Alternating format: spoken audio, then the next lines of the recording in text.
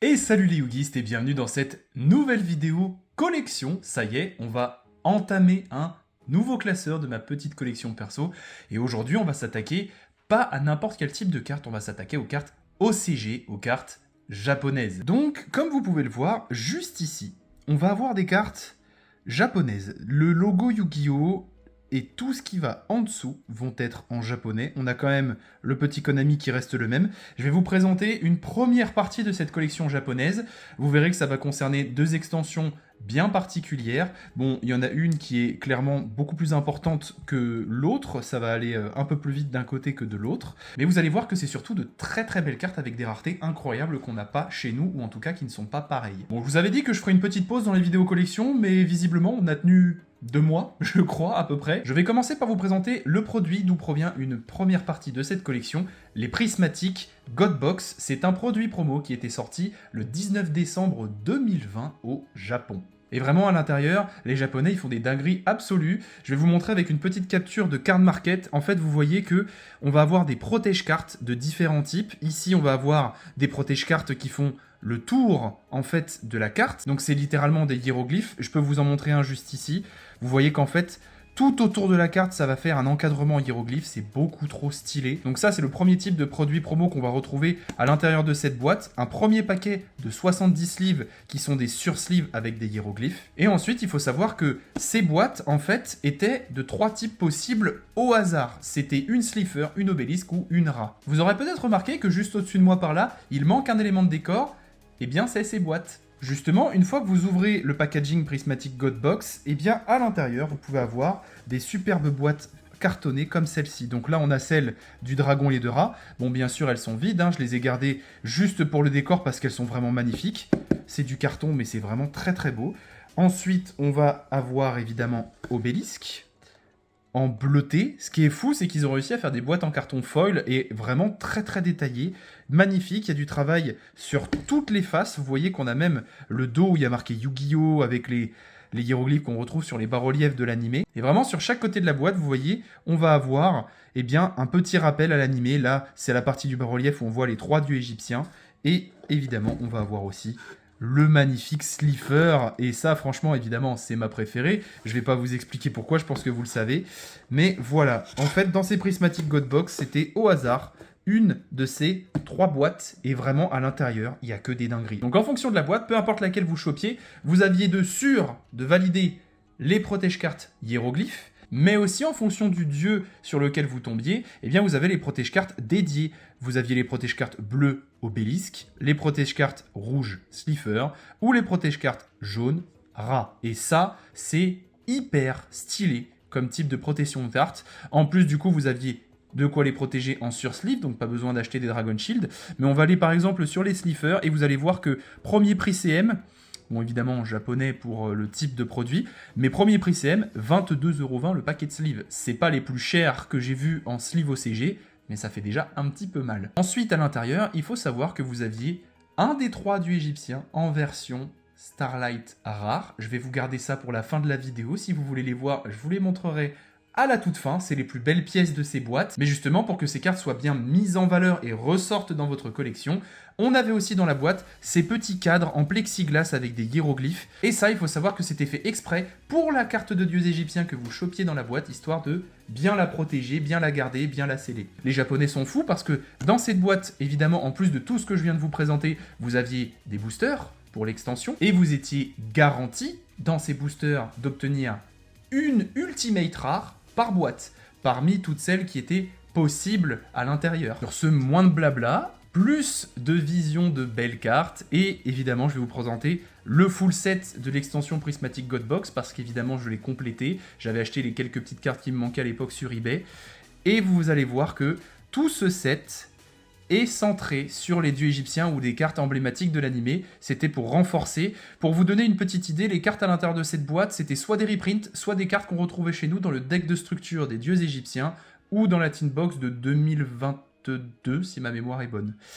Donc ici, on va avoir l'attaque éclair de Slifer. Comme vous pouvez le voir, on est en Millennium Rare, mais alors d'une qualité incroyable. Sans vous spoil la carte d'en dessous, je vais vous sortir cette carte et vous allez voir que vraiment ça brille de partout. C'est magnifique. Et alors en comparaison, parce qu'évidemment j'aime toujours faire des comparaisons avec ce qu'on a chez nous, si on prend une Millennium rare de King's Court, qui s'appelle Ultra Parallèle rare chez nous maintenant, eh bien vous voyez que, bon, grâce à la lumière, on les voit, mais c'est beaucoup plus discret. C'est-à-dire qu'on va avoir ça dans le fond de l'artwork de la carte. Voilà, là on les voit, mais pas sur toute la carte. Parce que là, vraiment, on parle d'une rareté qui est imprimée sur toute la carte sans exception. Et c'est ça qui rend les cartes OCG magnifiques, incroyables. Vraiment, on en prend plein les yeux quand on ouvre ça. Les cartes sont aussi plus épaisses, elles sont de meilleure qualité. Enfin, vraiment, l'OCG, c'est à un tout autre niveau. Du coup, je me suis pas beaucoup arrêté dessus, mais comme vous avez pu le voir, la sleeve va parfaitement bien, fait le contour pile de la carte sur les bords.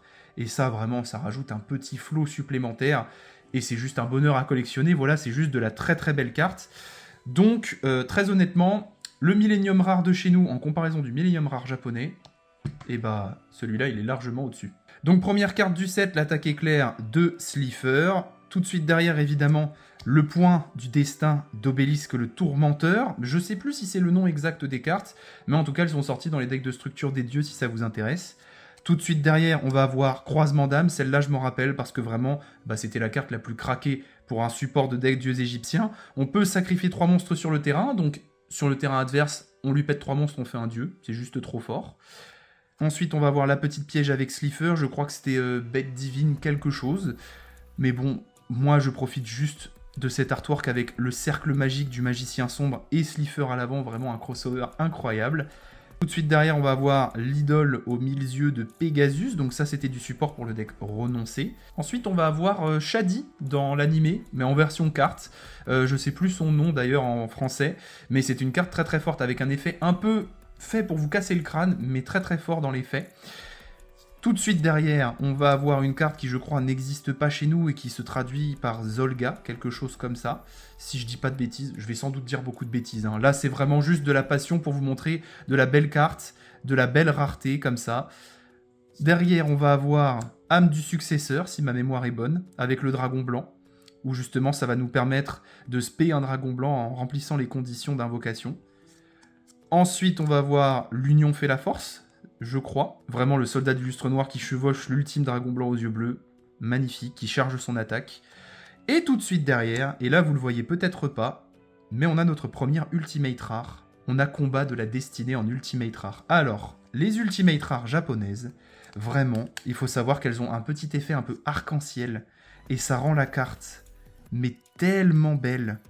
Je vais encore enlever l'autre sleeve, parce que tout est double sleeve, pour vraiment bien vous montrer cette rareté. Mais vraiment, les Ultimate rares japonaises, en fait, on dirait qu'il y a plusieurs niveaux de relief sur la carte. On dirait vraiment qu'il y a premier plan, deuxième plan, troisième plan.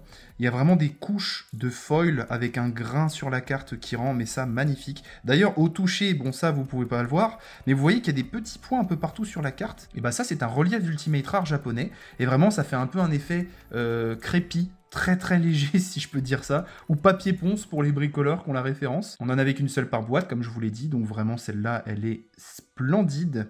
Après il faut savoir que je crois que j'en avais acheté une et je crois que c'était celle-là.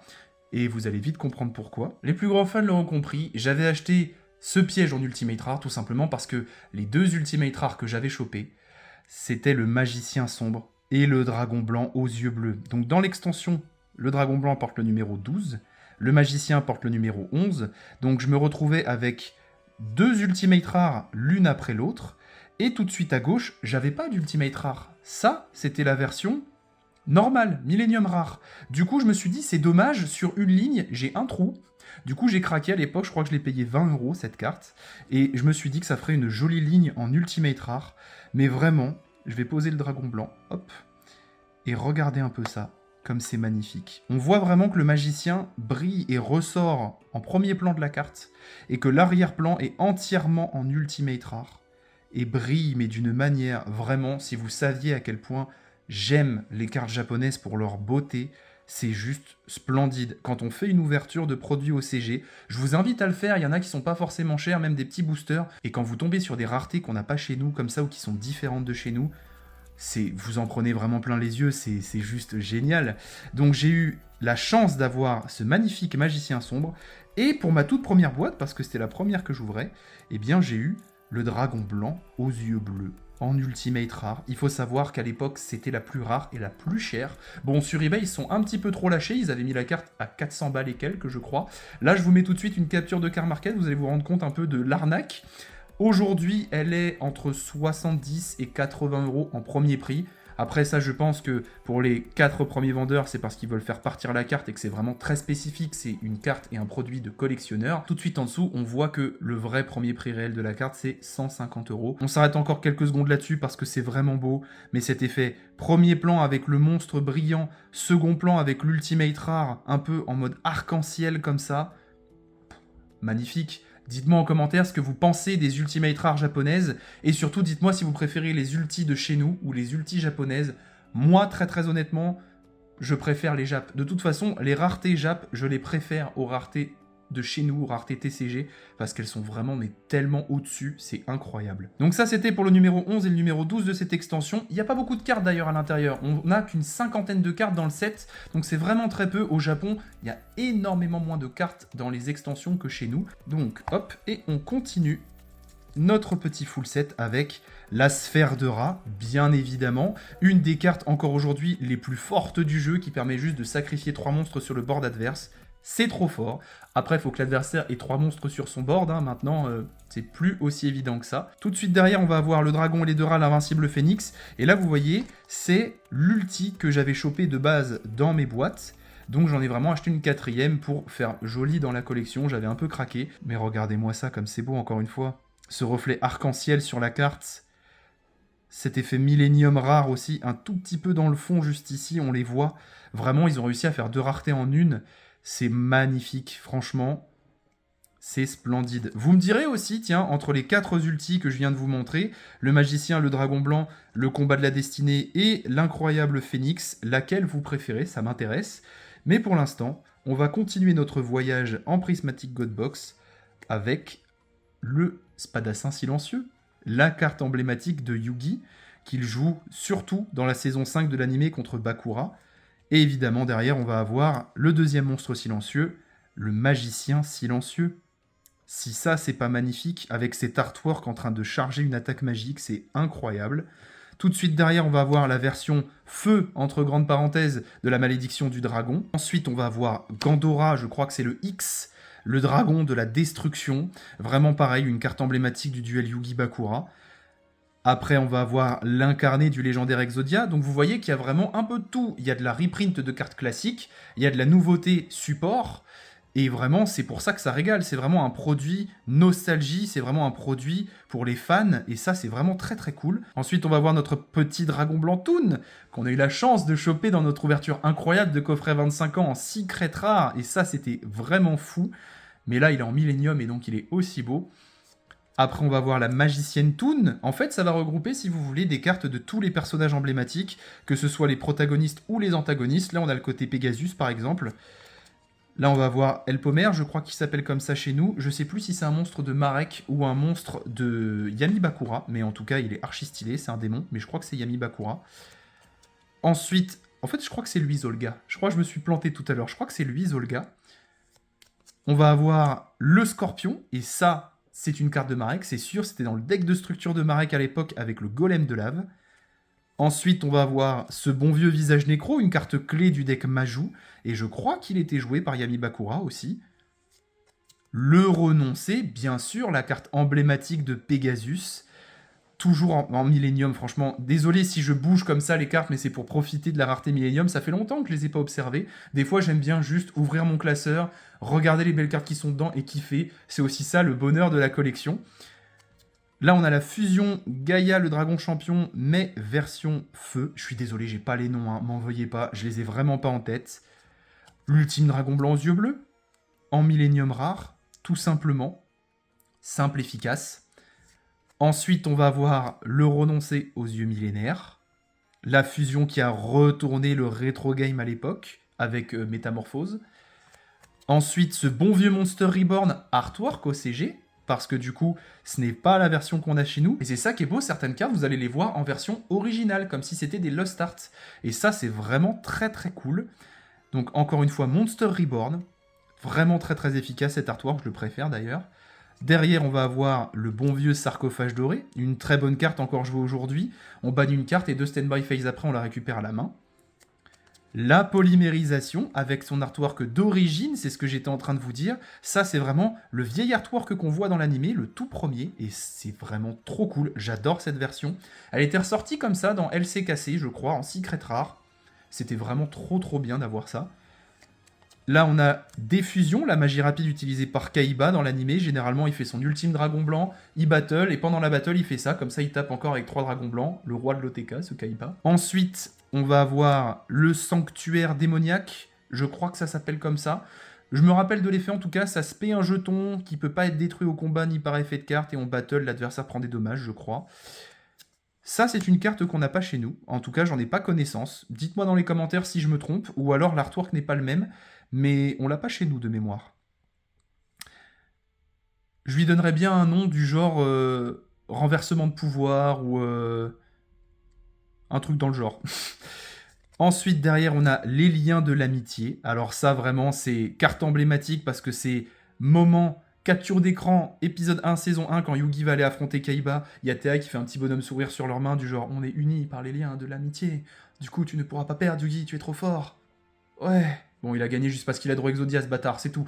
Il a juste eu beaucoup de chance. Mais sinon, derrière, on va avoir l'attaque du spadassin silencieux. Je me rappelle plus du nom encore une fois, désolé. La même chose pour le magicien. Et alors là, on a l'ultra méga attaque de Neutron par l'ultime dragon blanc aux yeux bleus. Ça s'appelle pas du tout comme ça, mais c'est pas grave. Appelez-moi le renommeur de cartes. On va renommer les cartes en fonction de leur artwork, d'accord? Parce que je m'en rappelle plus en français. Derrière, on a la chicha. Non, pas du tout. Le rituel du renoncé. Ensuite, la fusion du renoncé. Très très bonne carte, ça, pour le deck renoncé, d'ailleurs. Hein, une des cartes à jouer en x3. On a la table des matières Toon. On a enterrement prématuré. Je crois que ça, c'est enterrement prématuré, si je dis pas de bêtises. Et cette carte, elle a été censurée, du coup, à cause des croix qu'on voit sur le dessus des tombes, qui sont des symboles religieux. Ensuite, on va avoir... ça, c'est un truc protecteur du tombeau, je crois. Ah, le Temple des Rois. Normalement, c'est comme ça que ça s'appelle. Darkseid m'avait donné le nom de la carte en FR et je l'ai retenu du coup, je crois. Mais c'est le Temple des Rois. Donc ça, c'est vraiment une magie continue protecteur du tombeau. Âme éternelle pour le deck magicien sombre. Une carte obligatoire avec le cercle magique sombre. La base. Ensuite, on a Obliterate, la carte pour le deck Exodia, en version incarnée, bien sûr, qui nous permet de recycler, je crois, les parties. Je ne me rappelle plus de cette carte. On va appeler ça Fruit du démon de One Piece. Alors ça, c'est Permutation des mondes, si ma mémoire est bonne. Parce que j'avais trouvé ça très très drôle. C'est on a minimum 15 cartes dans notre cimetière, on échange notre deck et notre cimetière. C'est assez drôle. Et enfin... on va appeler ça Trap. On va appeler ça Je suis tombé, désolé. Et c'est la dernière carte de ce full set. Donc voilà, c'était la Prismatic Godbox. J'ai le full set et vraiment, ça a été un plaisir à faire. Ça m'a pas mis trop de temps en plus, vu que j'avais ouvert 3 battes. Il me manquait pas grand chose, vu qu'il y a que 50 cartes dans l'extension. Tous les doublons, je les ai échangés contre d'autres trucs avec un gars qui était aussi passionné d'OCG. Et il m'avait échangé des cartes plutôt intéressantes en TCG, du genre des N-Trap et tout. Bon, et enfin, comme promis, après les Prismatic Godbox, on va passer à du rétro japonais, messieurs, dames, en quelque sorte, tout simplement parce que je vais vous présenter des cartes de l'Anniversary Pack qui est sorti en 2008 au Japon. Le 1er décembre, très exactement, et ce pack, qu'est-ce qu'il a de spécial? Eh bien, ce sont que des cartes connues, mais dans des versions alternatives en termes d'artwork. Et c'est ça, moi, qui m'a beaucoup intéressé. En plus, cette extension ne contient que 9 cartes, donc assez facile à collectionner. Plutôt abordable de mémoire, sauf pour les plus grosses cartes, parce que vous allez voir qu'il y a de l'emblématique. Et écoutez, je vais pas vous faire patienter plus que ça, on va commencer avec ce bon vieux dragon blanc aux yeux bleus, bien sûr. Alors la particularité de cette extension, ça va peut-être en marquer certains tout de suite, c'est que l'artwork des cartes, eh bien il n'y a pas de cadre autour. Il est vraiment brut, il est posé comme ça. Et ces cartes, elles sont très intéressantes parce que à chaque fois, on va avoir des versions un peu originales des artworks des cartes, donc moi j'adore ça. Si vous me suivez et que vous avez vu mes vidéos collection, vous savez que j'adore les artworks alternatifs. Donc on commence par ce bon vieux dragon blanc aux yeux bleus Anniversary Pack 1. On continue avec, bien sûr, son rival de toujours, le dragon noir aux yeux rouges. À mes yeux, cet artwork, c'est un des plus stylés du dragon noir. Il est en train de lancer son meilleur souffle du feu de l'enfer. Il fissure le sol en dessous de ses pattes. On voit qu'il y a un peu un truc magmatique. Vraiment, c'est très classe. Juste en dessous, on va avoir le crâne invoqué, le squelette malfaisant, messieurs, dames, qui va avoir une espèce de faux démoniaque entre les mains, ce qui lui donne un flow, mais monumental. Là, on part sur un squelette malfaisant bien vénère. Derrière, on va avoir le gardien celte, messieurs, dames, en plein combat contre un adversaire à qui il vient de faire son attaque finale, et visiblement, eh bien, il a gagné. La petite particularité aussi de ces cartes, c'est qu'elles ont à chaque fois une petite signature de l'artiste qui a fait ces versions alternatives des artworks. Moi, j'aime beaucoup ça. Certains n'aiment pas trop. À l'époque, il y en avait vu dans les Teen Box de 2019 des versions comme ça de Slifer Obliskra avec la signature de l'illustrateur dessus. Moi, je trouve ça bien. Je peux comprendre qu'on n'aime pas, ça fait comme si elles étaient altérées, mais bon, je trouve que c'est un kiff. Tout de suite derrière, on va avoir... Alors, qu'est-ce que c'est que cette carte? Est-ce que certains d'entre vous vont reconnaître? Mettez sur pause, mettez un commentaire à ce moment-là, donnez-moi un nom, on va voir si c'est vrai. Eh bien, cette carte, messieurs, dames, elle est jouée par Kaiba et elle s'appelle Gyakuten Megami. C'est donc une déesse. Par contre, chez nous, elle n'est pas aussi belle, parce que là, clairement, elle est plutôt bienveillante, elle a un petit sourire. Chez nous, elle n'a pas trop le même style, vous voyez qu'elle est plus démoniaque. Je vous mets une petite capture d'écran, elle est plus en mode « Frérot, tu vas croquer une pomme, il y aura du poison dedans ». Donc moi, je préfère cette version vraiment douce, vraiment très belle. Les cheveux blancs, le détail de la broche qu'elle porte, vraiment incroyable. Il y a vraiment de la beauté dans les cartes Yu-Gi-Oh! Souvent, les joueurs de Magic disent que les cartes Yu-Gi-Oh! Sont assez grossières et que les artworks ne sont pas très détaillés. Mais je trouve qu'aujourd'hui, et dans certaines collections, enfin, c'est pas vrai, les cartes sont magnifiques. Tout de suite derrière, on va avoir... cette bonne vieille magicienne des ténèbres. Cette version, on l'a eu seulement en Lost Art promo. Il y en a eu deux d'ailleurs, parce que les joueurs avaient un petit peu crié au scandale. Pour ceux qui n'avaient pas réussi à avoir la première version, eh bien ils l'ont reprint un peu plus tard, ce qui fait que dans la collection de Lost Art, eh bien on a deux magiciennes comme ça. C'est plutôt marrant, c'était la petite anecdote. Derrière, on va avoir Buster Blader, messieurs, dames, dans sa meilleure pose, prêt à débuter le combat, main sur son épée de la destruction, prêt à en découdre contre certainement un dragon juste en face. Les petits éclairs là derrière, très discrets, qui tombent à côté de lui en mode « c'est le combat du siècle ». C'est vraiment incroyable.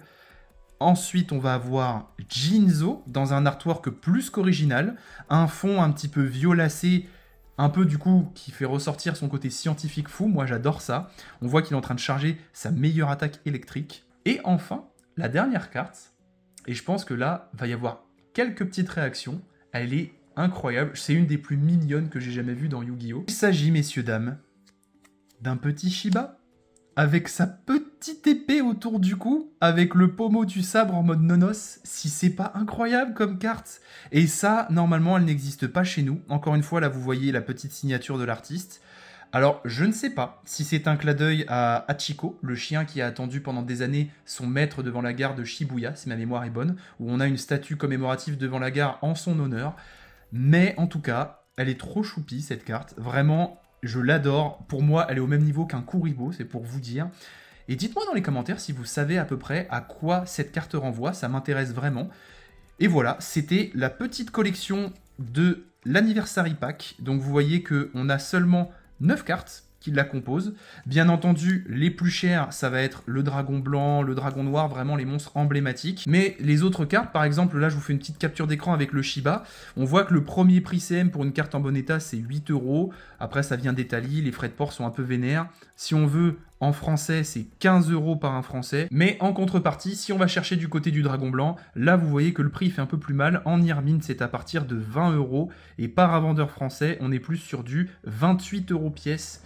Donc là, c'est un petit budget, mais très honnêtement, c'est une petite collection sympathique qui fait une page de classeur que vous pouvez vous faire pour 150 €, je dirais, aujourd'hui.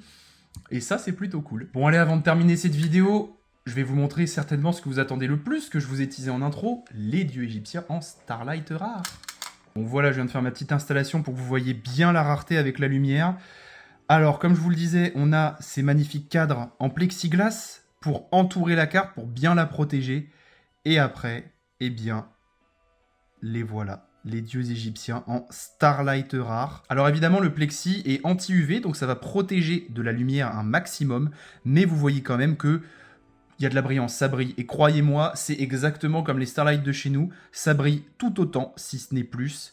Et c'est juste génial d'avoir ce produit en collection, c'est juste magnifique. J'adore ces cartes promo, vraiment, elles sont incroyables. Donc on a Ra, on a Obélisque le Tourmenteur. Vraiment, les petits cadres, ça rajoute un bonus de flow incroyable. Et enfin, on va avoir Slifer, le dragon du ciel. Et ça, c'est vraiment magnifique. Donc voilà, on a nos 3 dieux égyptiens en Starlight rare. Et donc voilà, messieurs, dames, c'est la fin de cette vidéo collection. Eh bien, dites-moi si ce format vous intéresse, si vous l'appréciez, parce que j'ai encore beaucoup de cartes OCG à vous montrer. Quoi qu'il se passe, maintenant que j'ai fait la partie 1 de cette collection japonaise, je vous ferai la partie 2, voire peut-être la partie 3, on verra. Je vais essayer de faire en sorte que cette vidéo ne soit pas trop longue, mais vraiment, je ne garantis rien. C'est la passion qui parle après tout. Mais voilà, je voulais juste vous montrer des belles cartes, ce qui se faisait au Japon, parce que clairement, mais c'est d'un niveau incroyable. En tout cas, si cette vidéo vous a plu, n'hésitez pas à la liker, à vous abonner, à activer la cloche des notifications, à la partager si ça peut intéresser certaines personnes dans votre entourage pour voir de belles cartes autres que celles qu'on a en TCG. Sur ce, je vous dis à bientôt dans une prochaine vidéo. C'était Slifer.